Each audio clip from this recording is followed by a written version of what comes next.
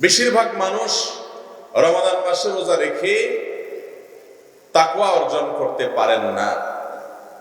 যারা রমাদান মাসে রোজা রেখে তাকওয়া অর্জন করতে পারেন না, হারাম ছাড়ার প্রশিক্ষণ এবং অভ্যাস যারা করতে পারেন না, সে মানুষগুলোর এই সিয়াম সাধনা, তাদের এই রমাদান উদযাপন বা রমাদান কেন্দ্রিক ইবাদত বন্দেগী করা কোনো কোনো ক্ষেত্রে অর্থহীন হতে পারে, অনর্থক হতে পারে এবং এটা একেবারে মূল্যহীন হয়ে যেতে পারে।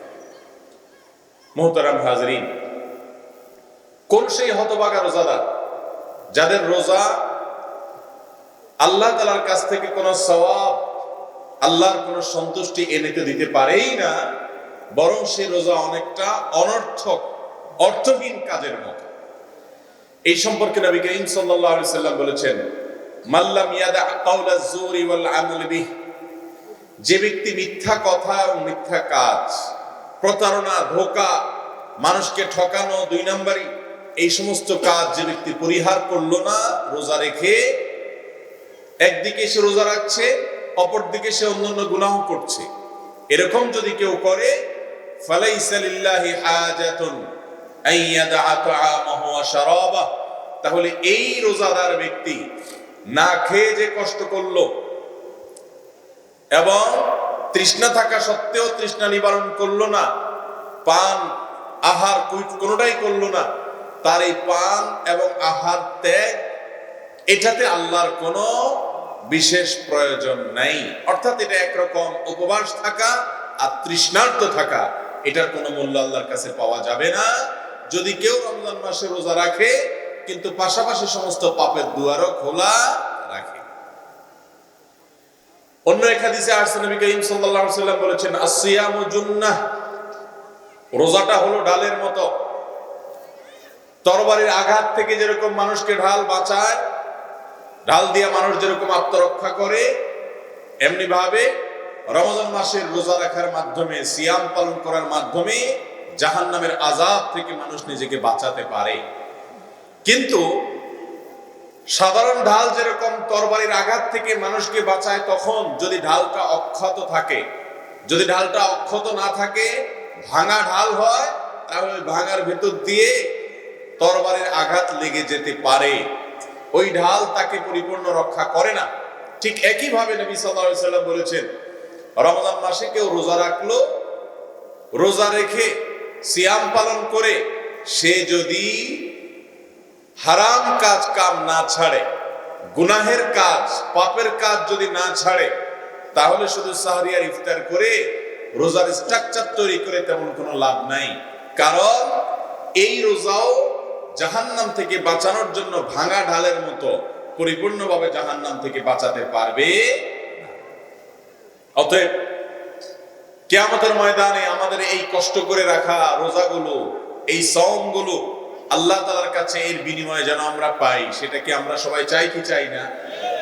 যদি চাই, তাহলে রমজান মাসের সিয়ামকে অর্থবহ করার জন্য, সার্থক করার জন্য আমাদেরকে সিয়াম সাধনার পাশাপাশি, পান এবং আহার বর্জন করার পাশাপাশি সকল প্রকার হারাম কাজ বর্জন করার অভ্যাস গড়ে তুলতে হবে। চেষ্টা করব না ইনশাআল্লাহ?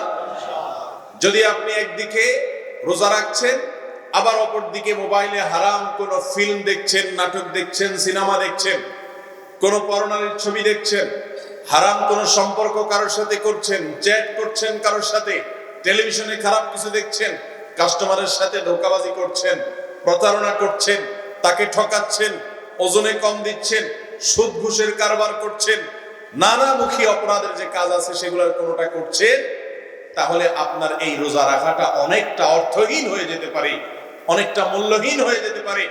এটার কোনো মূল্য আল্লাহর কাছে নাও পাওয়া যেতে পারে। মুহতারাম হাজরিন, অতএব আমাদের রমজান, আমাদের সিয়াম, এটা যেন ব্যর্থতায় পর্যবসিত না হয়, এটা যেন অনর্থক না হয়, সেজন্য আমাদেরকে এখন থেকে প্রতিজ্ঞা করতে হবে যে রমজানের প্রতিটা রোজা রেখে আমি তাকওয়া অর্জন করার যে প্রশিক্ষণ, সেটা গ্রহণ করব। কারণ গোটা রমজান মাস হলো মুত্তাকিদের তাকওয়া শেখার স্কুল। তাকওয়া শেখার কি ভাই? স্কুল। এই স্কুলে ভর্তি হয়ে 30 দিন সিয়াম সাধনা করে আমরা মূলত তাকওয়ার ট্রেনিং নিই, তাকওয়ার শিক্ষা এটা আমরা অর্জন করি। আমাদের ক্ষুধা থাকে, হাতের কাছে হয়তো খানাও থাকে, তারপরেও আমরা খাই না। পিপাসা লাগে, হাতের কাছে পানিও হয়তো থাকে, তারপরেও আমরা পানি পান করি না। কেন করি না? আল্লাহর ভয়। যে আল্লাহর ভয়ে হালাল খানা, হালাল পানীয় পান করা, এটা আপনি ছেড়ে দিছেন, অথচ সেই আপনি অনেক হারাম খাচ্ছেন, মানুষকে ধোঁকা দিয়ে যে উপার্জন করছেন, ঠকায়া যে উপার্জন করছেন, প্রতারণা করে যে উপার্জন করছেন, মিথ্যা কথা বলে যে উপার্জন করছেন, সেটা কি হালাল না হারাম? দিনের বেলায় আপনার বাসায়, আপনার বাড়িতে, আপনার ঘরে যে রান্না করা ভাত তরকারি আছে, হয়তো এটা হালাল, তারপরেও সেটা খাচ্ছেন না, কারণ আল্লাহ নিষেধ করেছেন। তাহলে হারাম যে উপার্জন করছেন, সেটা থেকে বাঁচা, সেটা থেকে বিরত থাকা কত বেশি গুরুত্বপূর্ণ। রমাদানের সিয়াম সেই শিক্ষাটা আমাদেরকে দেয় কি দেয় না? অতএব মুহতারাম হাজিরিন, আমরা যদি চাই যে রমাদানের এই স্কুল থেকে কিছু শিক্ষা অর্জন করব, তাহলে আমাদেরকে এখান থেকে শিক্ষা নিতে হবে। শিক্ষাটা এভাবে যে আমাকে আল্লাহ তাআলা পান এবং আহার করতে নিষেধ করেছেন, হালাল পানীয়, তারপরও পান করা যাবে না কারণ আমি রোজাদার। হালাল খাদ্য, তারপরও খাওয়া যাবে না কারণ আমি রোজাদার। রোজা অবস্থা আল্লাহ তাআলা নিষেধ করেছেন।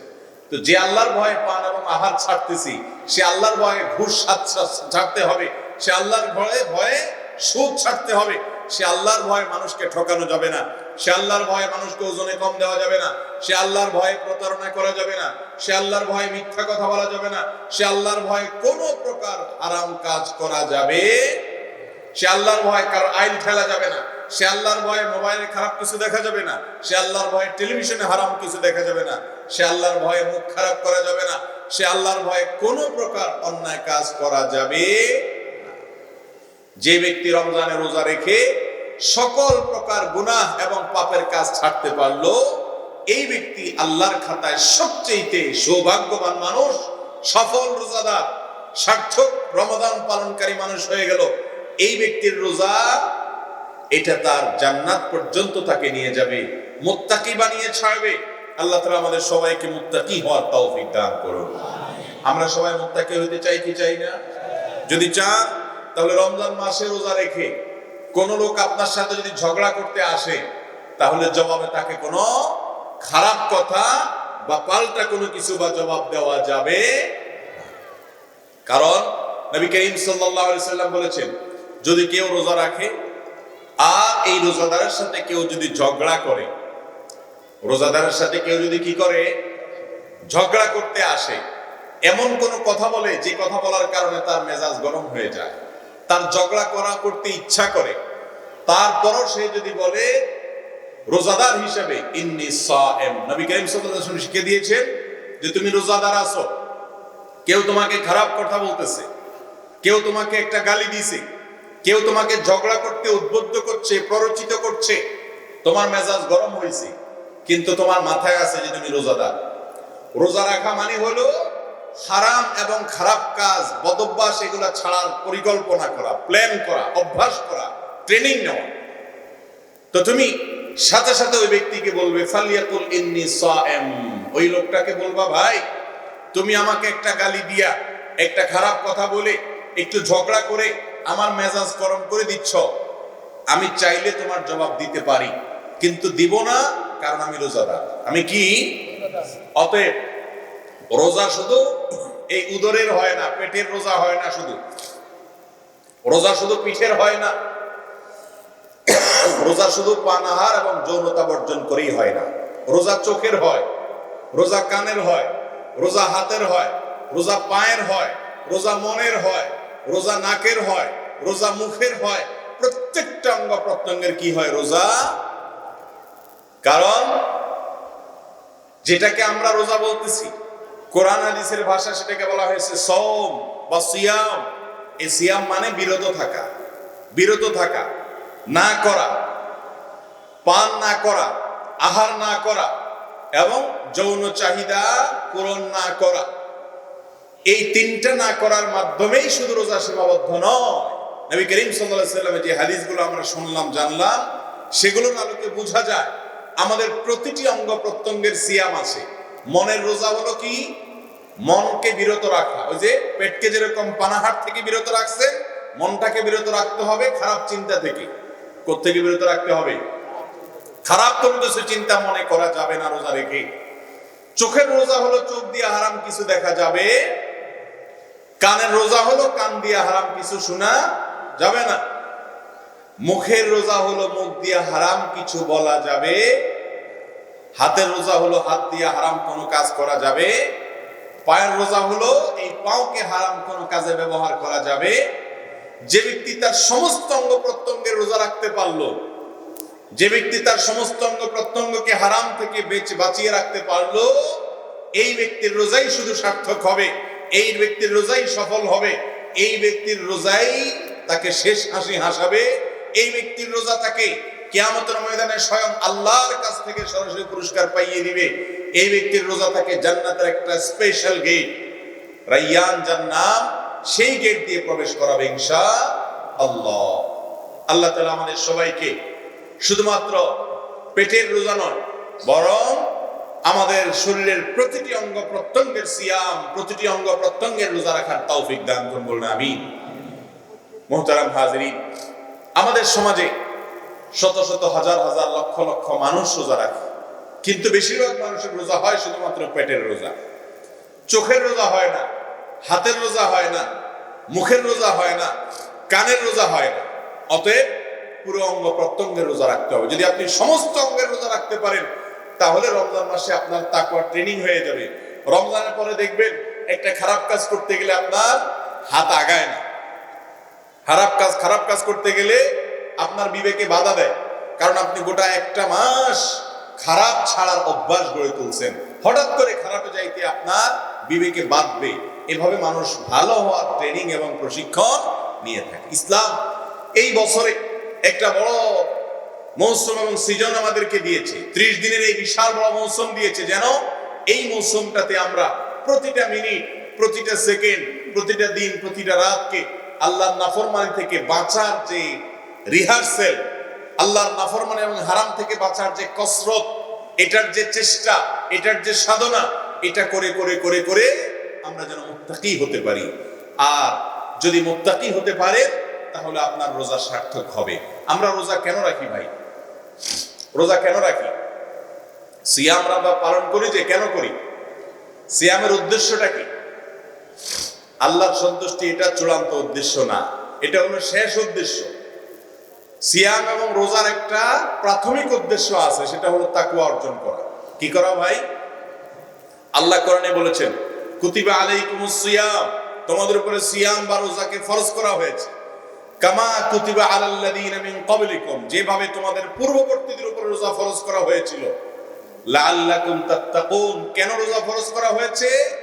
যেন তোমরা রোজা রেখে, সিয়াম রেখে যেন মুত্তাকি হতে পারো। এখন কারোর সিয়ামের পর লোকটা আগে গান শুনতো, এর পরেও সে গান শুনে। সিয়াম রাখার পর লোকটার আগের সব বদঅভ্যাসগুলো আছে, কোনো হারাম কাজে সে ছাড়তে পারে নাই। তাহলে এই ব্যক্তির এই সিয়ামের কোনো মর্ম, কোনো মূল্য, কোনো মানে আল্লাহর কাছে হতে পারে? মুহতারাম হাজরিন, আমাদের সিয়াম যদি আমাদেরকে মুত্তাকি বানায়, তাহলে সিয়ামের আসল উদ্দেশ্য রবের সন্তুষ্টি, জান্নাতে যাওয়া, সেগুলো সব হবে। কিন্তু যদি সিয়ামের প্রাথমিক উদ্দেশ্য, প্রথম যে টার্গেটটা মুত্তাকি হওয়া, তাকওয়া অর্জন করা, হারাম ছাড়ার অভ্যাস গড়া, এটা যদি রমজান মাসে না হয়, তাহলে এই সিয়াম আমাদেরকে আল্লাহর সন্তুষ্টি বা জান্নাত কোনোটাই এনে দিতে পারে। অতএব ভাইরা আমার, রমজান আসার আগেই আসুন আমরা পরিকল্পনা করি, প্ল্যান করি। এবছর রমজানে আমরা শুধু পেটের রোজা রাখবো না, এই বছর রমজানে আমরা হাতের রোজা রাখবো, পায়ের রোজা রাখবো, চোখের রোজা রাখবো, মুখের রোজা রাখবো, কানের রোজা রাখবো, মস্তিষ্কের রোজা রাখবো, গোটা অঙ্গ প্রত্যঙ্গের, গোটা শরীরের সমস্ত অঙ্গ প্রত্যঙ্গের রোজা রাখবো। চেষ্টা করবো না ইনশাআল্লাহ? কোনো হারাম কাজ হয়ে গেলে সাথে সাথে তওবা করে আবার সংকল্প করে নতুন করে শুরু করবো যে না, আর যেন হতে না পারে। এইভাবে যদি একটা রমজান কাটানো যায়, রমজানের পরে আপনি অনুভব করবেন যে আপনার জীবনে একটা শ্রেষ্ঠ রমজান আপনি কাটাতে পেরেছেন, আপনার জীবনে একটা শ্রেষ্ঠ রমজান মাস আপনি অতিবাহিত করতে পেরেছেন। আল্লাহ রাব্বুল আলামিন আমাদের সবাইকে সেরকম ভালো আদর্শ এবং উত্তম রমজান উদযাপন করার তৌফিক নসিব করুন। আল্লাহ রাব্বুল আলামিনের কাছে এখন থেকে দোয়া চাইতে হবে, এখন থেকে চেষ্টা করতে হবে, এখন থেকে বোঝার চেষ্টা করতে হবে যে রমজান এটা এসেছে আমাদেরকে মুত্তাকি করবার জন্য, মুত্তাকি করবার জন্য। নবী করিম সাল্লাল্লাহু আলাইহি ওয়াসাল্লাম বিভিন্ন হাদিসে বলেছেন, বিভিন্ন হাদিসে এক হাদিসে আসছে তিনি বলেছেন রুব্বা সাইমিন লাইসা লাহু মিন সিয়ামিহি ইল্লাল জু'। বহু রোজাদার আছে যেই ব্যক্তির রোজা উপবাস থাকা ছাড়া আর কোনো উপকারে আসে না। বেচারা রোজা রেখে শুধু উপবাস থাকলো, এটাই তার লাভ, কোনো সওয়াব টব কিছু পায় না। কে সে হতভাগা? এই হতভাগা হলো সেই হতভাগা যে ব্যক্তি শুধু পেটের রোজা রাখছে, ওই যে সুবহ সাদেক থেকে সূর্যাস্ত যাওয়া পর্যন্ত পানাহার এবং যৌনতা বর্জন করছে, কিন্তু অন্য সব হারাম কাজ সে করে, আছে না নাই? অতএব গোটা রমজান মাস কেউ যদি ধূমপান ছাড়তে চায়, সিগারেট পান করার বদভ্যাস আছে, এই গুনার কাজ করে, নিজের ক্ষতি নিজে করে, পয়সা দিয়া নিজের ক্ষতি নিজে করে, এই ব্যক্তি যদি নিজের হারাম অথবা মাকরু অথবা না যাইব এই গুনাহের কাছ থেকে যদি সে বাঁচতে চায়, তাহলে তার জন্য রমজানের চাইতে উত্তম কোন সুযোগ আর হতে পারে। কারণ রমজান মাসে 12, 14, 16 ঘন্টা বা 17 ঘন্টা 18 ঘন্টা পর্যন্ত আমরা রোজা রাখি। দিনের বেলা ধূমপান তো এমনিই করে না, তাহলে রাতের বেলায় 6-7 ঘন্টা ঘুমায় থাকে, আবার নামাজে তারাবি ইত্যাদিতে মিলে আরো ঘন্টা দেড়েক চলে যায়, সব মিলে 3-4 ঘন্টা মাত্র থাকে। এই 3-4 ঘন্টা যদি কেউ ধূমপান না করে থাকতে পারে, তাহলে এই মাস শেষে তার ধূমপানের বদভ্যাস এমনি হাওয়া হয়ে যাবে ইনশাআল্লাহ। যারা বিড়ি সিগারেট এবং ধূমপান করার অভ্যাস ছাড়তে পারছেন না, রমাদান মাস তাদের জন্য একটা বিরাট সুযোগ। চাইলেই সম্ভব, মাত্র 4-5 ঘন্টার স্ট্রাগল করতে হবে, 4-5 ঘন্টার জন্য একটু মেহনত করতে হবে, একটু কষ্ট করতে হবে, এরপরে দেখবেন রমজান মাস শেষে এই বদভ্যাস এমনি দূর হয়ে গেছে। এরকম আরো হাজারো বদভ্যাস, হাজারো খারাপ কাজ আপনি ছেড়ে দিতে পারবেন। যারা সোশ্যাল মিডিয়াতে, ফেসবুক, ইউটিউবে খারাপ জিনিস দেখেন, হারাম জিনিস দেখেন, বেগানা নারীর দিকে দেখেন এবং হারাম আনন্দ উপভোগ করেন, আপনি চান বাঁচতে কিন্তু পারেন না। রমজান মাস একটা বড় সুযোগ। আপনি রমজান মাসে তাকওয়া যেন অর্জন করতে পারেন, হারাম যেন ছাড়তে পারেন। আল্লাহ তাআলা ইবলিসকে শৃঙ্খলাবদ্ধ করে রেখেছে। এই জন্য শুধুমাত্র মনে খারাপ কাজের কথা বলে, ভেতরের শত্রু আপনাকে উস্কায়, প্ররোচিত করে। বাহিরের শত্রু যেটা ইবলিস, ওটাকে আল্লাহ তাআলা শৃঙ্খলে আবদ্ধ করে রেখেছেন রমজান মাসের জন্য। আপনি একটু হিম্মত করলে, একটু সৎসাহস করলে আপনার জীবনের সব বদভ্যাস ছাড়তে পারবেন শুধু রমজান মাসে ইনশাআল্লাহ। রমজান মাস পাওয়ার পরেও যদি কেউ বদভ্যাস ছাড়তে না পারে, তার চাইতে কপাল পড়ার হতভাগা আর কেউ হতে পারে না। ঝগড়া করেন বেশি, মানুষের সাথে গন্ডগোল ফাসাদ বেশি হয়, কথায় কথায় শুধু তর্ক হয়, বিতর্ক হয়, ঝামেলা হয়, এর সাথে বাদে ওর সাথে বাদে, আপনি নিজেই বুঝতে পারেন যে কাজটা ভালো না, কিন্তু ছাড়তেও পারেন না। রমজান মাস আপনার জন্য স্কুল। এই স্কুলে ভর্তি হয়ে যান। এখন থেকে প্রতিজ্ঞা করেন যে আমি রমজান মাসে এই মুখে তালা দিয়ে দিব, যত বড় ঝগড়ার ইস্যু আসুক আমি আমার মুখ খারাপ করব না, আমি আমার মুড খারাপ করব না, আমি আমার ব্যবহার খারাপ করব না, ঝগড়াকে নিয়ন্ত্রণ করব। এখন থেকে পরিকল্পনা করেন, প্রয়োজনে অন্যান্য মানুষকে বলেন যেন আমাকে স্মরণ করায় দেয়, আশপাশের লোকেরা যেন স্মরণ করায় দেয়, তাদেরকে বলে দেন ইনশাআল্লাহ একটা মাস যদি আপনি ঝগড়া থেকে বাঁচার কসরত করেন, চেষ্টা করেন, ট্রেনিং নেন, তাহলে দেখবেন রমজানের পরে আপনি একজন ভালো মানুষ হয়ে গেছেন। আপনি ঝগড়া থেকে এমনিই বাঁচতে পারবেন, অভ্যাস তৈরি হবে। আল্লাহ তাআলা আমাদের সবাইকে আমল করার তৌফিক দান করুন। আমরা একটা সার্থক রমজান কাটাতে চাই তো ইনশাআল্লাহ। ভাইরা আমার, জীবনে কত রমজান আসছে, কত রোজা আমরা রাখছি, এইবারের রোজাটা একটু ব্যতিক্রম আসেন রাখি। আসল রোজা, যে রোজা আল্লাহর কাছে পৌঁছাবে, যেই রোজা জান্নাতের রায়্যান নামক গেট দিয়ে আপনাকে ঢোকার সুযোগ করে দিবে, যেই রোজার ফলে আল্লাহ বলেছেন ওয়া আনা আজজি বিহি, রোজা বান্দা আমার জন্য রাখে, আমি নিজে সেটার পুরস্কার দেব। আল্লাহর কাছ থেকে সরাসরি পুরস্কার নিতে চান, যে রোজার সম্পর্কে নবী করিম সাল্লাল্লাহু আলাইহি ওয়াসাল্লাম বলেছেন আসসিয়ামু ওয়াল কুরআন ইয়াশফাআন লিল আবদ, রোজা এবং কোরআন, এই দুটি আমল, কোরআন তিলাওয়াত, কোরআন শোনা, কোরআন বোঝা, কোরআন অনুযায়ী আমল করা, আর রমজান মাসে রোজা রাখা, এই দুইটা আমল এমন আমল কিয়ামতের ময়দানে আল্লাহর কাছে বান্দার হয়ে সুপারিশ করবে। অন্য সাধারণ আমলের সুপারিশ করার পাওয়ার থাকবে না। এই আমলটা আল্লাহর কাছে, এই আমলকে আল্লাহ তাআলা কথা বলার শক্তি দিবেন, এই আমলটা সে আমাদের জন্য সুপারিশ করবে। যদি এগুলো আমরা চাই তাহলে মনে রাখবেন, গতানুগতিক রোজা রাখার মাধ্যমে হবে না। গতানুগতিক রোজা কি? ওই যে সুবে সাদেক থেকে নিয়ে ইফতার পর্যন্ত খাইলেন না, পান করলেন না, যৌনতা চর্চা করলেন না, যৌন চাহিদা পূরণ করলেন না, বাস এই কাজগুলো করেই শুধুমাত্র আল্লাহর কাছে এত পুরস্কার পাবেন না। রোজার যে পুরা স্ট্রাকচার, গোটা বডির যে রোজা, মাথা থেকে পা পর্যন্ত সমস্ত অঙ্গ প্রত্যঙ্গের যে রোজা, সেই রোজা যদি রাখতে পারেন, আপনার হাত দিয়ে কোনো গুনাহ হয় নাই, মুখ দিয়ে কোনো পাপ হয় নাই, চোখ দিয়ে খারাপ কিছু দেখা হয় নাই, কান দিয়ে খারাপ কিছু শোনা হয় নাই, 12 মাস মিউজিক শুনেন, এই একটি মাসের জন্য মিউজিককে হারাম করে একেবারে সত্যভাবে নিজে থেকে সেটা থেকে নিজেকে দূরে সরিয়ে রাখতে পেরেছেন, ইনশাআল্লাহ আপনার এই রোজা হবে আপনার জীবনের শ্রেষ্ঠ রমাদান। চেষ্টা করা যাবে না ইনশাআল্লাহ? আল্লাহ রাব্বুল আলামিনের কাছে আমরা ফরিয়াদ করি, হে আরশে আজিমের মালিক, আপনি আমাদেরকে এমন একটা রমাদান কাটানোর তৌফিক দান করেন, যেই রমাদান সার্থক করে দিবে আমাদের সিয়াম সাধনাকে, সফল করে দিবে, আমাদের রবের সন্তুষ্টি এনে দিবে এবং জান্নাতের রাইয়ান নামক গেট দিয়ে প্রবেশ করিয়ে দিবে। যেই রমাদানটার উদ্দেশ্য সফল হবে, সার্থক হবে, শুধু উপবাস থাকা হবে না, শুধু অনর্থক পানাহার বর্জন করা হবে না, কষ্ট করে শুধু না খেয়ে থাকা হবে না, বরং অর্থবহ রমজান হবে, সিয়াম হবে। যদি আমরা সিয়াম রেখে হারাম কাজ ছাড়ার ট্রেনিং নিয়ে সেটাকে রমজানে এবং রমজান পরবর্তী জীবনে ধরে রাখতে পারি, আল্লাহ তাআলা রমজানের পরের যে জীবনটা আসবে, সে জীবনটাতে যেন আমরা কিছু খারাপ কাজ ছাড়ার অভ্যাস গড়ে তুলতে পারি, সেরকম রমজান কাটানোর তৌফিক দান করুন। সবাই চেষ্টা করবো না ইনশাআল্লাহ? তাহলে এবার এই একটি রমজানের জন্য এখন থেকে প্রতিজ্ঞা করেন যে এই রমজানটা আমার ব্যতিক্রম রমজান হবে। কিরকম রমজান হবে? যে আমার কোন অঙ্গ প্রত্যঙ্গ দিয়ে গুনাহ হবে না। শুরু থেকে আপনি চেষ্টা করলেও পারবেন না, এই জন্য এখন থেকে আপনাকে ট্রাই করতে হবে যে এখন থেকে রমজান মাসের যে এক্সারসাইজ, রমজান মাসের যে অনুশীলন, তাকওয়ার অনুশীলন, সেটা এখন থেকে চালু করতে হবে, অভ্যাস গড়ে তুলতে হবে। একটা সময় দেখবেন সফল হয়ে যাবেন। চেষ্টা করবেন তো সবাই? আল্লাহ তাআলা আমাদের সবাইকে আমলের তৌফিক দান করুন। হাদা ওয়া সাল্লিমু আলা নবিয়িনা মুহাম্মদ ওয়া জাযাকুমুল্লাহু খায়রা। ভাই, অনেকগুলো প্রশ্ন আছে, এজন্য আমরা কথা সংক্ষেপ করলাম। আর যেটুকু বলা হলো, আমল যদি এটুকু করতে পারি তাহলে ইনশাআল্লাহ এটুকু আমাদের নাজাতের জন্য যথেষ্ট হবে, আমাদের জিন্দেগি গড়ার জন্য যথেষ্ট হবে ইনশাআল্লাহ।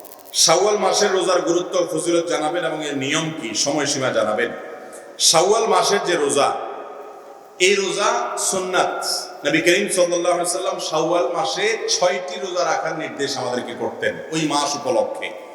তিনি বলেছেন, মান সামা রমাদান, যে ব্যক্তি রমজান মাসে রোজা রাখবে সবগুলো, সুম্মা আতবাহু সিত্তাম মিন শাওয়াল, এরপর রমজান মাসের রোজাগুলো রাখার পর শাওয়াল মাসে যে ব্যক্তি 6টা রোজা রাখবে, কানা কাসিয়ামিদ দাহার, আল্লাহ তাআলা তাকে সওয়াব দিবেন সারা বছর রোজা রাখার সওয়াব। সারা বছর রোজা রাখার সওয়াব কিভাবে হয়, এই সম্পর্কে অনেক উলামা ইকরাম, মুহাদ্দিসিন ইকরাম চমৎকার একটা ব্যাখ্যা দিয়েছেন। সেটা হলো, রমাদান মাস ধরুন সর্বোচ্চ 30 দিন হবে পুরা মাস, আর শাওয়ালের 6, 30 আর 6 কয়টা হয়? 36। এই 36কে যদি আপনি 10 দিয়ে গুণ দেন কত হবে? 360। চান্দ্রবর্ষ সৌরবর্ষের চাইতে কয়েকদিন কম হয়। সেই হিসেবে যদি আপনার রমজানের 30 দিন রোজা রাখার পর শাওয়ালে আরো 6টা রোজা রাখেন, তো আল্লাহ তাআলা টোটাল 36টাকে, ওই যে আল্লাহ তাআলা কোন আমলের সওয়াব 10 গুণ, কোনটাকে আরো বেশি বাড়িয়ে দেন, তো এটাকে কমপক্ষে 10 গুণ বাড়িয়ে দিবেন। তাতে 30 দিনের পরে 6টা রোজা রাখার ফলে কেমন যেন আপনি সারা বছর 360 দিন রোজা রাখলেন। এই জন্য এই সুযোগ হাতছাড়া করা উচিত না। শাওয়ালের 6 রোজা, এটা আমরা কখন রাখবো?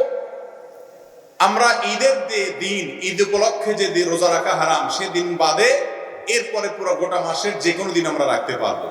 এমনকি কেউ যদি শুধু শুক্রবার সুযোগ পায় শুধু শুক্রবারে রাখবেন, শুধু শুক্রবার রোজা রাখা এমনি, শুধু জুমার দিনে রোজা রাখা এমনিতে নিষেধ হাদিসে। কিন্তু শাওয়ালের 6 রোজা হিসাবে আপনি হয়তো ছুটি পান একটা দিন শুধু, সেদিন আপনি রাখবেন, তো রাখতে পারেন। এগুলো শাওয়ালের 6টা রোজা একসাথে রাখতে হবে এমন কোনো জরুরি না। একদিন আজকে একটা রাখলেন, আবার 2 দিন পরে একটা রাখলেন, প্রথম সপ্তাহে 2টা রাখলেন, পরের সপ্তাহে আবার 2টা রাখলেন, এভাবে আপনি গ্যাপ দিয়ে রাখতে পারেন। গোটা মাসের ভিতরে মোট 6টা হলেই শাওয়ালের 6 রোজা হয়ে যাবে। মা বোন যারা মাসিকের কারণে রমজান রোজা ভাঙতি হয়েছে, তারা সেই রোজাগুলো আগে রাখবেন না শাওয়াল রোজা আগে রাখবেন, এ নিয়ে ওলামাদের 2 রকমের মতই আছে। অনেক স্কলারগণ বলেছেন আগে রমজান রোজাটা পুরো করবেন, কাজাগুলো রাখবেন, এরপর শাওয়ালেরটা রাখবেন। কারণ হাদিসে আসছে মান সামা রমাদান, যে ব্যক্তি রমজানের রোজা রাখলো এরপরে আছে শাওয়ালের রোজা রাখলো, তো আপনার রোজা তো বাকি আছে রমজানের, সেগুলো রাখবেন, তারপর শাওয়ালের 6 রোজা রাখবেন। যদিও ওলামা ইকরাম বলেছেন যে না, রমজানের রোজা যদি কেউ পরেও রাখে অসুবিধা নাই, শাওয়ালেরটা তো ওই মাসের মধ্যেই রাখতে হবে। শাওয়াল মাস চলে গেলে যদি আপনি রাখেন এই 6 রোজার সওয়াব আর পাবেন না, এটা সাধারণ রোজার সওয়াব হবে। অতএব শাওয়ালের 6 রোজা আমাদের ছাড়া উচিত না। এরপরে প্রশ্ন হলো, তারাবি না পড়লে কি রোজা হবে না? তারাবি না পড়লে রোজা হবে কিনা? আমাদের দেশে অনেকে মনে করেন তারাবি না পড়লে রোজা হবে না। আসলে তারাবির সাথে রোজার কোনো সম্পর্ক নাই। দুইটা সম্পূর্ণ স্বতন্ত্র এবং পৃথক ইবাদত। রোজা এবং সিয়াম একটা ইবাদত, তারাবি আরেকটা ইবাদত। যদি কেউ কোনো কারণে তারাবি পড়তে না পারে, তারপরও তাকে ওই দিনে রোজা রাখতে হবে। তারাবিটা হলো সুন্নাত আর রোজা রাখাটা হলো ফরজ। অতএব সুন্নাত ছুটে গেছে দেখে আপনি ফরজও বাদ দিয়ে দিবেন, এটা কোনোদিনই জায়েজ হবে না। অতএব এমনও হতে পারে কোন লোক তারাবি পড়তে পারছেন না, হয়তো তিনি রুকু সিজদা করা, উঠা বসা করা এবং এত সময় নামাজের মধ্যে থাকার মতো শারীরিক শক্তি নাই, কিন্তু উপবাস থাকতে পারেন, তাই রোজা রাখবেন তারাবি না পড়লেও। তবে হ্যাঁ, চেষ্টা করা উচিত একজন ইমানদারের, তিনি রমজানের রোজাও রাখবেন আবার তারাবিও পড়বেন। কারণ উভয় ইবাদতই কোরআন এবং হাদিস নির্দেশিত, বিধায় কোনোটাই ছাড়া উচিত না। কোনো কারণে যদি একটা ছুটে যায় তাই বলে আরেকটাও ছাড়বেন সেই সুযোগ নেই। অনেকে রোজা রাখে না এই অজুহাতে যে কালকে তারাবি পড়তে পারে আজকে রোজা রাখবো না, এটা ভুল, মূর্খতা। এক ভুল করছেন এই জন্য আরেকটা করতে পারেন না, অতএব রোজা অবশ্যই রাখতে হবে। কাদের জন্য রোজা রাখা ছাড় দেওয়া হয়েছে দয়া করে বলবেন? রোজা রাখার ব্যাপারে ছাড় আছে কোন লোকদের জন্য? যারা ছোট শিশু, প্রাপ্তবয়স্ক না, তাদের উপর ইসলামের দৃষ্টিতে রোজা ফরজই হয় না, তাদের জন্য রোজার ছাড় আছে। যারা মহিলা, তাদের মাসিক হলে ওই মাসিকের দিনগুলোতে রোজা কি আছে? ছাড় আছে। ওই দিনগুলোতে রোজা রাখা তার জন্য শুধু ছাড়ই নয়, বরং নিষিদ্ধ, তিনি রাখবেন না, রাখলে গুনাহ হবে। আর রমজানের পরে এই রোজাগুলো রেখে দিবেন। এই ছাড়ের মানে হলো যে কয়দিন মাসিকের কারণে রোজা রাখতে পারবেন না, সেই রোজাগুলো রমজানের পরে কি করতে হবে? রেখে দিতে হবে। ছাড় বলতে এতটুকু ছাড় আছে। আর এক ব্যক্তির জন্য রমজানের রোজার ছাড় আছে, তিনি হলেন মুসাফির। মুসাফির সফর অবস্থায় তার রোজা না রেখে রমজানের পরে রোজা রাখার সুযোগ আছে। আল্লাহ কোরআনে বলেছেন, ফামান কানা মিনকুম মারিদান আও আলা সাফারিন ফাইদ্দাতুম মিন আইয়ামিন উখরা। যারা সফরে থাকবে, ট্রাভেল করবে, সফর অবস্থা আপনি এখান থেকে ঢাকা রওনা দিবেন, তো আপনি সফরের পথে রোজা না রেখে রোজা ভাঙতে পারেন, সুযোগ আছে। কিন্তু সেই রোজাটা আবার রমজানের পরে আপনাকে রেখে দিতে হবে। এই রোজা ভাঙার কারণে গুনাহ হবে না, কারণ এটা আল্লাহর পক্ষ থেকে দেওয়া ছাড়। তাহলে মুসাফিরের জন্য রোজার ব্যাপারে কি আছে? ছাড় আছে।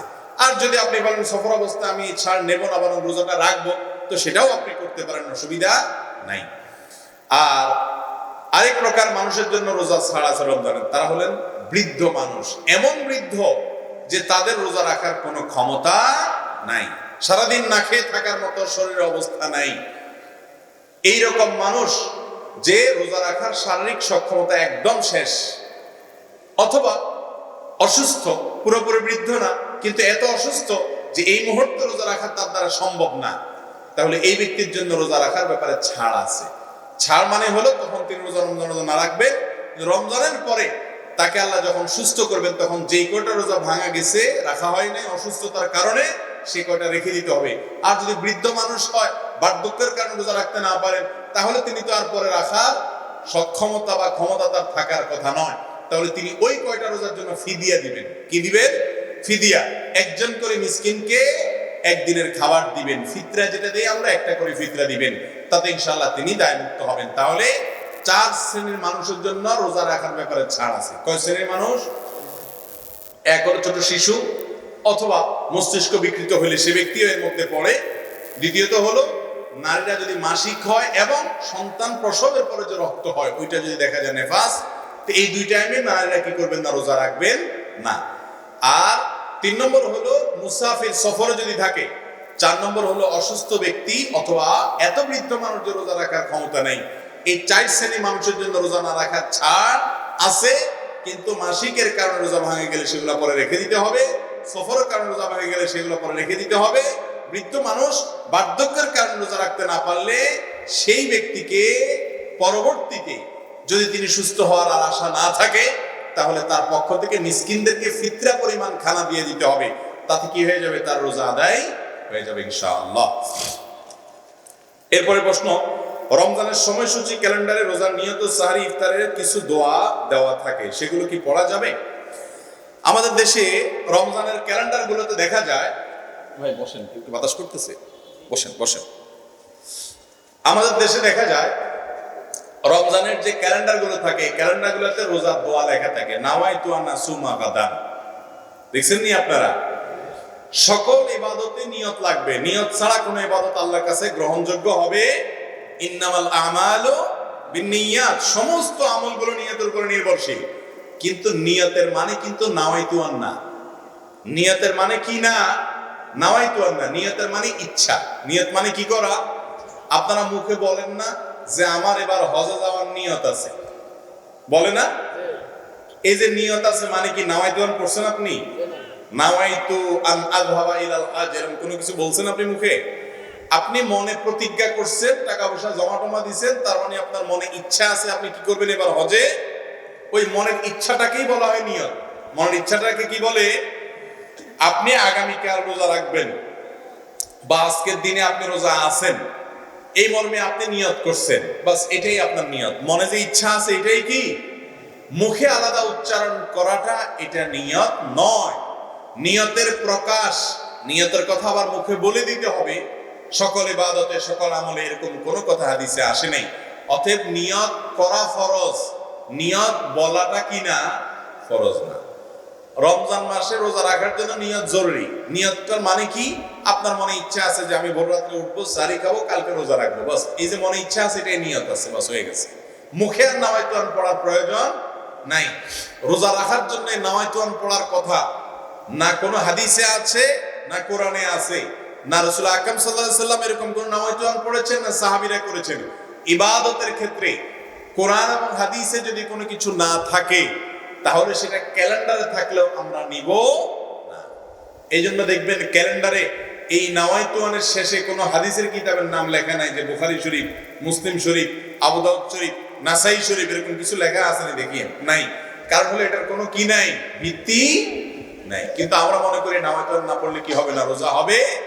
এটা আমাদের ভুল ধারণা। অতএব এটা থেকে আমাদেরকে বেঁচে থাকার চেষ্টা করতে হবে। ইসলামের নামে কোনো কিছুকে যদি আপনি আবশ্যক বানিয়ে নেন, ইবাদতের সিস্টেম বানিয়ে নেন, অথচ ইসলাম সেটা নির্দেশ না করে, তাহলে এটা পরিত্যাজ্য হবে। বিদায় রোজার নিয়ত আমরা অন্তরে ইচ্ছা করব, অন্তরে সংকল্প করব, সেটাই নিয়ত। মুখের নাওয়াইতুয়ান পড়ার প্রয়োজন নাই। এটাকে আবশ্যক মনে করলে, রোজার জন্য জরুরি মনে করলে বেদাত হবে। কি হবে? বেদাত হবে। ইসলামের নামে বানানো জিনিস তৈরি করা এটা খুব জঘন্য অপরাধ হয়। আল্লাহ আমাদেরকে বাঁচার তৌফিক দান করুন। রমজানে কোরআন খতম দেয়া নিয়ে তাড়াহুড়া লেগে যায়। অনেকে বলে আমি 3 খতম দিয়েছি বা 5 খতম দেব। এভাবে খতম দেওয়াটা কতটা সহি? দেখুন, রমজান মাস কোরআন নাজিলের মাস। রমজান কিসের মাস ভাই? কোরআন নাজিলের মাস। এই জন্য রমজান মাসে যত বেশি কোরআন তেলাওয়াত করবেন তত ভালো। যত কোরআন তেলাওয়াত করবেন তত কি ভালো। কিন্তু কোরআন তেলাওয়াত করতে গিয়ে যদি আপনি তাড়াহুড়ো করেন তাহলে সেটা কিন্তু ভালো। আল্লাহ কোরআনে বলেছেন ওয়ারাত্তিলিল কোরআন তারতিলা, তোমরা কোরআনকে তেলাওয়াত করো কিসের সাথে? তারতিলের সাথে। শুদ্ধভাবে ধীরস্থিরতার সাথে কোরআন তেলাওয়াত করতে হবে, তাড়াহুড়া করে তেলাওয়াত করা যাবে। অতএব রমজান মাসে আপনি কোরআন বেশি খতম দিলে ভালো, কিন্তু বেশি দিতে গিয়ে তাড়াহুড়া করার চাইতে আস্তে আস্তে ধীরে ধীরে ভালোভাবে পড়েন, অল্প পড়েন, তাও অধিক সওয়াবের এবং অধিক উত্তম হবে ইনশাআল্লাহ। আমাদের এলাকা বেশিরভাগ পরিবারে বিভিন্ন এনজিওর সাথে সম্পৃক্ত, সুদের এই সংস্থার সাথে আমরা এই বেড়া জালে জড়িয়ে পড়েছি। এটাকে জীবনের সাথে মানিয়ে নিয়েছি। সুদের ভয়াবহতা এবং এর থেকে উত্তরণের উপায় সম্পর্কে যদি কিছু নসিহত করতেন। দেখুন, সুদকে আল্লাহ রাব্বুল আলামিন হারাম করেছেন এবং সুদ এমন হারাম যে আল্লাহর জমিনে যত হারাম আছে, বিশেষ করে উপার্জন এবং ভক্ষণ এ সম্পর্কিত যত হারাম আছে, এর মধ্যে সুদের চাইতে ভয়াবহ আর কোনোটা নাই। এত জঘন্য যে নিজের আপন মায়ের সঙ্গে জেনা করার চাইতে জঘন্য। কত ডেঞ্জারাস এবং কত ভয়াবহ আবার চিন্তা করেন। এই অপরাধের শাস্তি আল্লাহ রাব্বুল আলামিন তার রাসূল সাল্লাল্লাহু আলাইহি সাল্লামকে দেখিয়েছেন। তিনি অপরাধের শাস্তি দেখেছেন। মেরাজে তাকে দেখিয়েছেন কিভাবে সুদের কারবারিকে শাস্তি দেয়া হবে, পাথর নিক্ষেপ করে রক্তের নদীতে হাবুডুবু খাবে সে, শাস্তি দেয়া হবে। এবং এই সুদের কারবারি কিয়ামতের দিন পাগলের মতো, মাতালের মতো, উচ্ছন্নের মতো সে ব্যক্তি সে কিয়ামতের ময়দানে উঠবে, হাসর হবে তার, সে পাগলের মতো মাতলামি করবে, সবাই দেখে বুঝবে এটা সুদখোর ছিল দুনিয়াতে। এত জঘন্য, এত ভয়াবহ অপরাধ। এই অপরাধটা এমন অপরাধ যে অপরাধের ব্যাপারে আল্লাহ তাআলা যুদ্ধের ঘোষণা করেছেন, ফাআযানু বিহারবিন মিনাল্লাহি ওয়া রাসূলি। যারা সুদের কারবার করবে তারা আল্লাহ এবং তার রাসূলের সঙ্গে যুদ্ধের জন্য প্রস্তুত হও। এত জঘন্য অপরাধ। শুকর খাওয়া যেরকম অপরাধ, মদ পান করা যেরকম অপরাধ, এবং এরকম আরো যে সমস্ত হারাম আছে, কুকুরের গোশত খাওয়া, অন্যান্য হারাম খাওয়া যেরকম অপরাধ, সুদ খাওয়াটা তার চাইতে বহুগুণ বেশি অপরাধ। আল্লাহ তাআলা আমাদেরকে সুদের এই হারাম থেকে বেঁচে থাকার তৌফিক দান করুন। সুদের কারবার যারা করে বাহ্যিকভাবে হয়তো টাকা পয়সা কামাতেও পারে, কিন্তু এই সম্পদ তাকে দুনিয়াতে কখনো শান্তি দিতে পারে না। সুদের মহাজনদের জন্য আল্লাহ তাআলা দুনিয়াতেই শান্তি হারাম করে রেখেছেন, আখিরাতের শান্তি তো অনেক পরের কথা। আল্লাহ তাআলা আমাদের সবাইকে এই হারাম থেকে বেঁচে থাকার তৌফিক দান করুন। এরপরে প্রশ্ন হলো, ভালো মৃত্যুর কিছু আলামত সম্পর্কে বলুন। অর্থাৎ কিভাবে বুঝতে পারবো কারণ মৃত্যুটি ভালো হয়েছে নাকি খারাপ হয়েছে, খারাপ মৃত্যুর আলামত কি? দেখুন, কার মৃত্যু ভালো হয়েছে, কার মৃত্যু খারাপ হয়েছে, এটা নির্ভর করে ওই ব্যক্তির আমলের উপরে এবং তাকদীরের উপরে। কোন ব্যক্তি ঈমান নিয়ে যদি দুনিয়া থেকে যেতে পারেন, তার গুনাহ এবং পাপগুলোকে যদি আল্লাহর কাছ থেকে মাফ করিয়ে যেতে পারেন, এমন অবস্থা দুনিয়া থেকে গেলেন যে অবস্থা তার আমলনামাতে, তার প্রোফাইলে কোনো পাপ নাই, সবগুলো ক্লিন, ডিলিট হয়ে গেছে, আল্লাহ তাআলা তার তওবা কবুল করে ফেলেছেন, এই ব্যক্তির ভালো মৃত্যু হলো। আরেকজন মৃত্যুবরণ করলেন, তার মাথার উপরে পাপের বোঝা, তার আমলনামাতে হরেক রকমের গুনাহ লেখা আছে, এগুলো সে মাফ করতে পারে নাই, চোখের পানি ফেলতে পারে নাই, রমাদান পেয়েছে সেই সুযোগ কাজে লাগাতে পারে নাই, তাহলে এই লোকটার মৃত্যুটা ভালো মৃত্যু হলো না, এটা হলো কপাল পড়া মানুষের মৃত্যু, হতভাগা মানুষের। এখন কোন মানুষ ঈমান নিয়ে যেতে পারলো, কোন মানুষ নেকামল করে যেতে পারলো, এটা হলফ করে, নিশ্চিত করে, চূড়ান্ত ভাবে কেউই দুনিয়াতে আমরা বলতে পারবো। তবে কিছু আলামত আছে, যে আলামত গুলো দেখে সুধারণা করা যায়, নিশ্চিত গ্যারান্টি না, শুধু ধারণা করা যায়, ভালো ধারণা। অতএব সেই ধারণাগুলোর কথা আমরা জানতে পারি। যেমন, যদি কারো মৃত্যুর সময় তার মুখ থেকে কালিমাতুশ শাহাদা বের হয়ে যায়, কালিমা পাঠ করতে করতে দুনিয়া থেকে যায়, তাহলে এটা একটা ভালো আলামত যে লোকটার ঈমান নিয়ে যাওয়ার তৌফিক নসিব হলো, সে ব্যক্তি তওবা করে যেতে পারলো। কারণ হাদিসে আসছে, নবী করিম সাল্লাল্লাহু আলাইহি ওয়াসাল্লাম বলেছেন, মান কানা আখিরু কালামিহি লা ইলাহা ইল্লাল্লাহ দাখালাল জান্নাহ। যে ব্যক্তির জীবনের শেষ কথা হবে লা ইলাহা ইল্লাল্লাহ, আশহাদু আল্লা ইলাহা ইল্লাল্লাহ, আল্লাহর একত্ববাদের সাক্ষ্য দিয়ে যে ব্যক্তি দুনিয়া থেকে গেল, সে ব্যক্তি জান্নাতে যাবে। এই হাদিস থেকে বোঝা যায় মৃত্যুর সময় কিছু মানুষ আছে, দেখবেন কালিমা পাঠ করতে করতে চোখটা বন্ধ করে, আছে না নাই? এটা হলো সৌভাগ্যবান মানুষের মৃত্যুর আলামত, ভালো মৃত্যুর একটা আলামত। দুনিয়াতে যারা সব সময় আল্লাহকে স্মরণ রাখে, লা ইলাহা ইল্লাল্লাহ এটাকে অন্তরে জায়গা দিয়েছে, একত্ববাদের প্রতি ভালো করে বিশ্বাস করেছে, এই লোকগুলোর মৃত্যুর সময় সারা জীবন যা বলে মৃত্যুর সময় মুখ দিয়ে সেটা বের হয়। অতএব সারা জীবন শুধু পয়সা পয়সা যদি করেন, মৃত্যুর সময় হয়তো ওইটাই বের হবে, আল্লাহ মাফ করুক।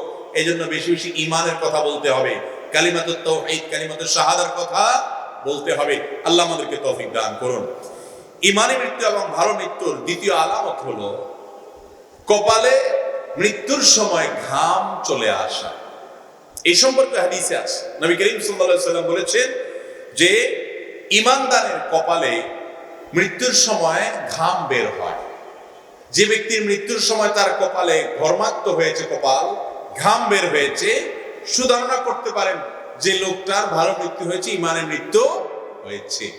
কিন্তু এগুলোর আলামত শুধুমাত্র, এগুলো দিয়ে কোনো নিশ্চয়তা আপনি শতভাগ নিশ্চিত হতে পারবেন না যে হ্যাঁ সেই লোকটা জান্নাতে প্রবেশ করে গেছে।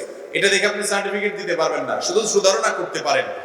3 নম্বর, জুমার দিন যদি কারো মৃত্যু হয়, বৃহস্পতিবার সূর্য ডুবার পর থেকে নিয়ে শুক্রবার সূর্য অস্ত যাওয়ার আগ পর্যন্ত এই 24 ঘন্টার ভিতরে যদি কারো মৃত্যু হয়, ওফাত হয়, এটা তার ভালো মৃত্যুর একটা আলামত। কারণ হাদিসে আসছে শুক্রবারে যদি কারো মৃত্যু হয়, ওই ব্যক্তির কবরের কোনো আযাব, কোনো প্রশ্ন উত্তরের মুখোমুখি তাকে করা হয় না। এটা একটা প্রাইমারি আলামত যে এই ব্যক্তির মৃত্যুটা, এটা কারোর হাতে না, এই মৃত্যুটা কারোর কি না, হাতে না, এটা আল্লাহ রাব্বুল আলামিন তাকে তার পক্ষ থেকে নিয়ামত হিসেবে দিয়েছেন। অতএব তিনি ভালো কাজ করলে হয়তো কোনো একটা ভালো কাজের কারণে আল্লাহ তাআলা তাকে এই নিয়ামত দিয়েছেন। এই জন্য জুমার দিনের মৃত্যুটা একটা ভালো মৃত্যুর আলামত। ভালো মৃত্যুর আরেকটা আলামত হলো ইবাদতরত অবস্থায় মৃত্যুবরণ করা। ইবাদতরত অবস্থায় কিছু মানুষ দেখছেন সিজদায় গেছে, দুনিয়া থেকে চলে গেছে, আছে না নাই? রুকুতে গেছে আর উঠে নাই, আল্লাহর রাস্তায় জিহাদ করছে, এই অবস্থা দুনিয়া থেকে চলে গেছেন। এটা হলো আলামত ভালো মৃত্যুর। 5 নম্বর হলো ভালো মৃত্যুর আলামত হলো কোন মহামারীতে আক্রান্ত হয়ে মৃত্যুবরণ করা। কারণ হাদিসে আসছে যে ব্যক্তি মহামারীতে আক্রান্ত হয়ে মৃত্যুবরণ করবে সে ব্যক্তিকে শাহাদাতের মর্যাদা দেওয়া হবে।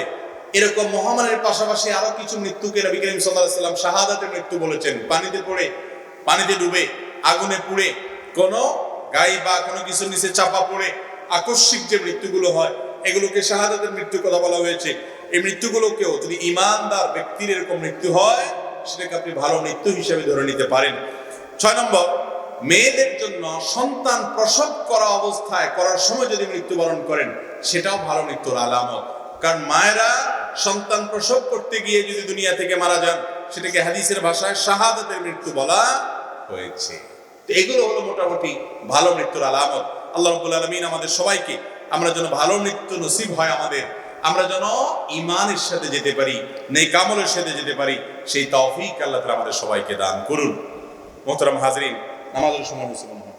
জামাত কয়টা? কয়টা আপনাদের জামাত কয়টা? জামাত তো 8টায় আর 8টায়। এখন কি জামাত করে করে হুজুরে উঠাবেন নাকি হুজুর আগে উঠবে, কোনটা? না, সময় আমি নেব না। আমি জামাত কি করবেন আপনারা? এখন জামাত করবেন না হুজুর উঠবে, কোনটা? জামাত আগে জামাত করবেন এখানে। আলহামদুলিল্লাহ। জি ভাই, আলহামদুলিল্লাহ। আর সময় নাই তো।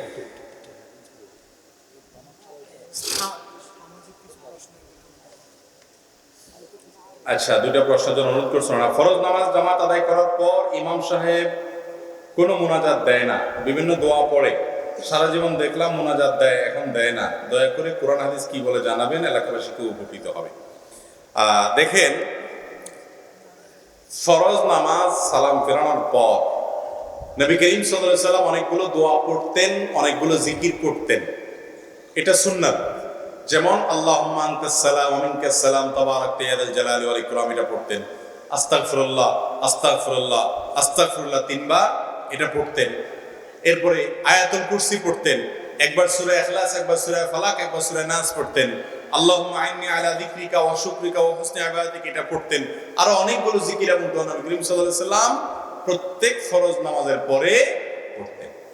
এই যে দোয়া এবং জিকিরগুলো, এগুলো সব আপনাদের মুখস্থ আছে তো? সবার আছে মুখস্থ? হাত তোলেন দেখি যাদের মুখস্থ আছে। বুঝে হাত তুলছেন না বুঝে হাত তুলছেন? একজনে শুনাইতে পারবেন সবগুলা? দাঁড়ান দেখে, একজনে শুনান দেখি। সবগুলা পারবেন? বলেন লা ইলাহা ইল্লাল্লাহ, এটা বলেন।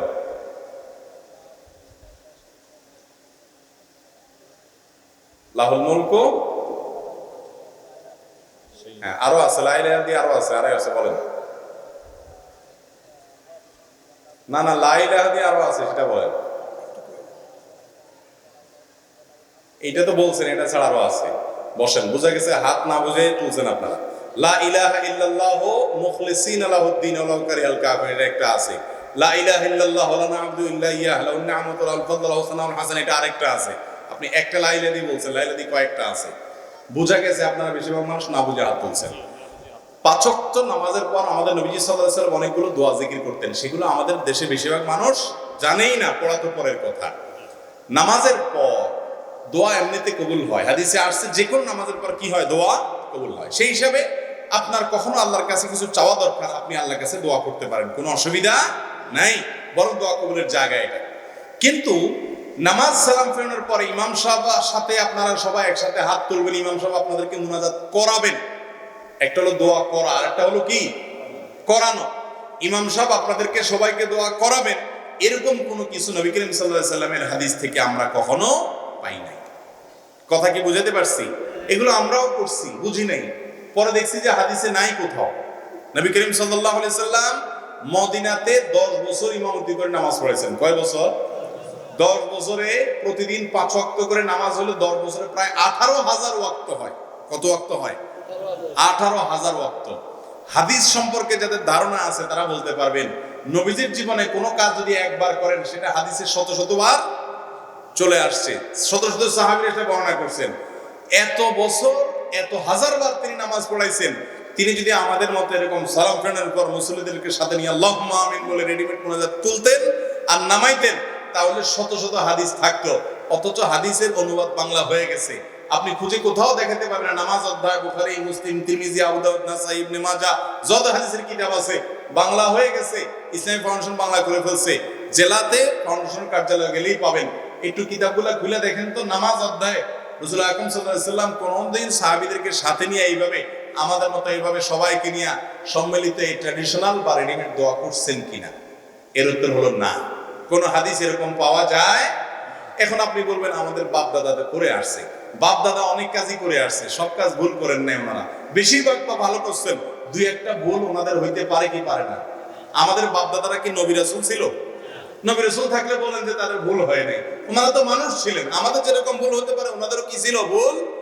আমরা যখন জানবো যে এটা কোরআন হাদিসে নাই, সেটাকে আমরা যদি ইবাদত মনে করি তাহলে এটা ভুল হবে। কথা কি বুঝাতে পারছি? কিন্তু মনে রাখবেন, নামাজের পরে কারো আল্লাহর কাছে কিছু চাওয়া দরকার, অবশ্যই তিনি হাত তুলে চাইতে পারেন, কোনো অসুবিধা।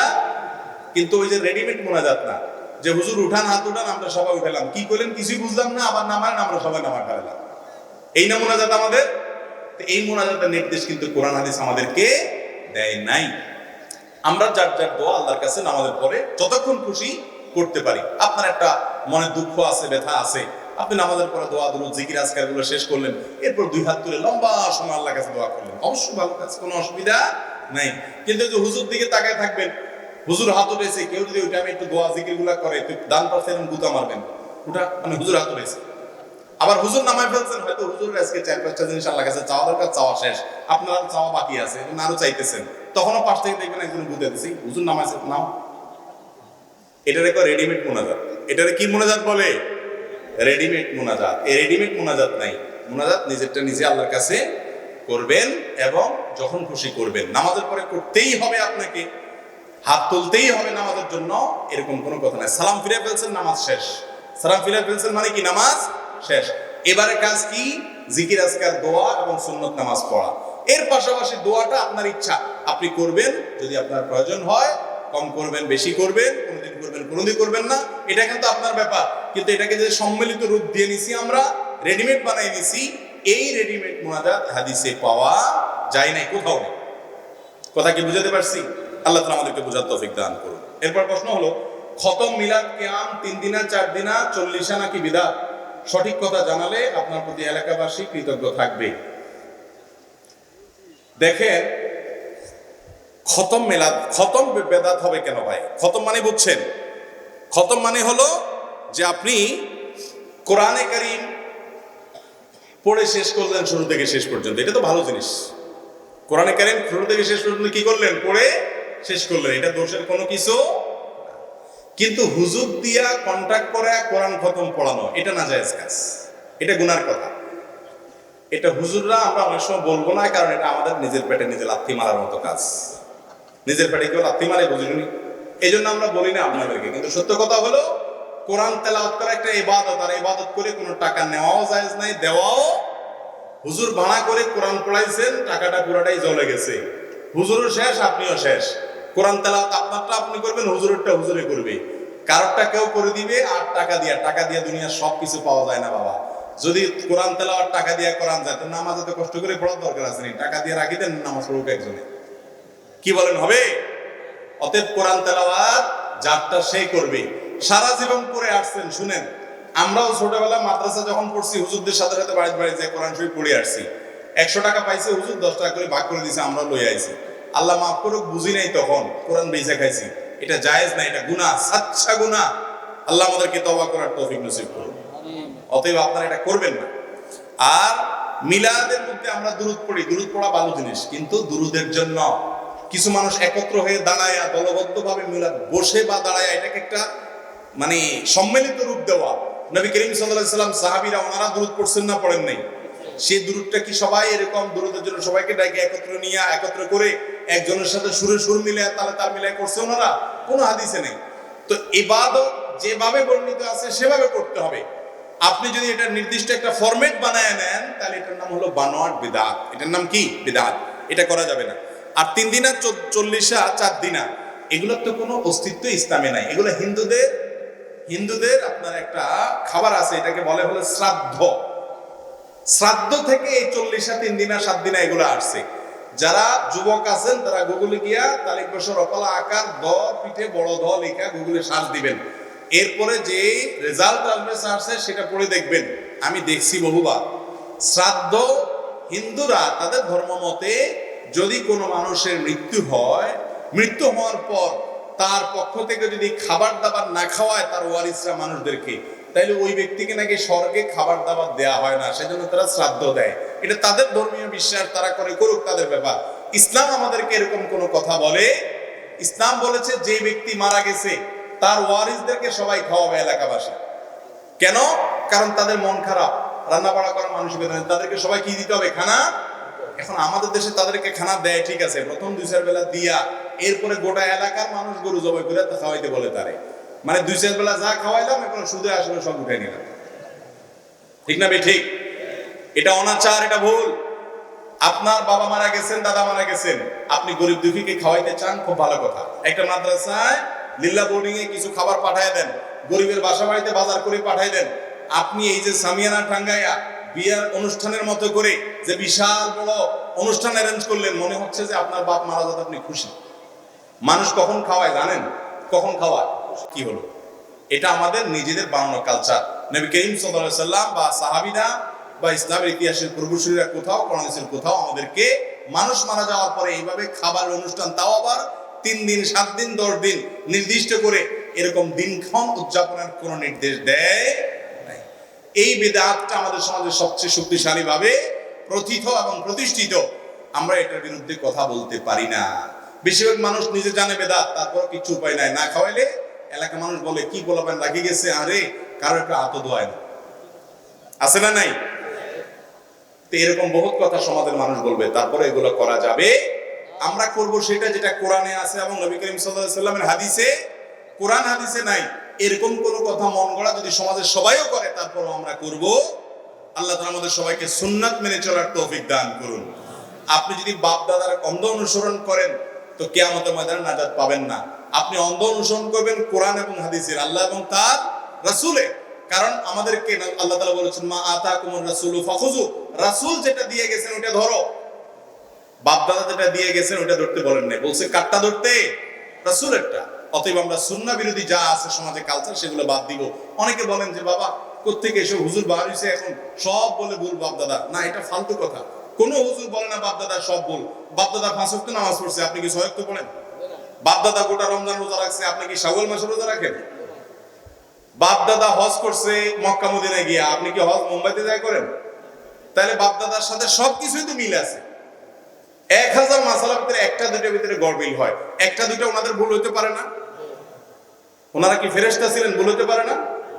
অনেকে বলে বাপ দাদা যা করছে আমরা তা করবো। আরে ভাই, আপনার বাপ দাদা তো আল ছুটছে, আপনি তো সৌদি আরব গেছেন বিষয় নিয়ে। দুনিয়াটা তো ঠিকই বুঝেন, যেটা ভালো পাই সেটা করতে হবে। আল্লাহ তাআলা আমাদের সঠিকটা বোঝার তৌফিক দান করুন। যাই হোক, আমরা যেগুলো শুনলাম জানলাম, এগুলোর যে আমাদেরকে আল্লাহ তাআলা সবাইকে আমল করার তৌফিক দান করুন।